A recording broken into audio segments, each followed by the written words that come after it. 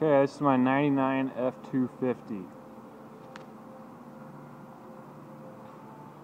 I'm putting a new turbo on it because my stock one blew up and it's going to be here tomorrow.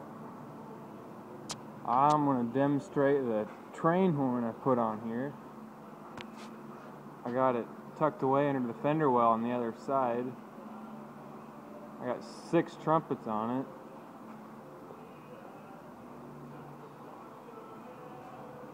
It's got 6-inch lift with 38s with 6-inch straight pipe exhaust. Sounds badass. 100-gallon tank in the back. Brand new 38-inch Toyos.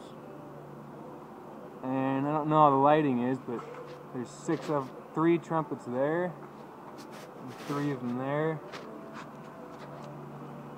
And I got an air tank mounted under here. I don't know how well you can see it or not, but I'm going to demonstrate it.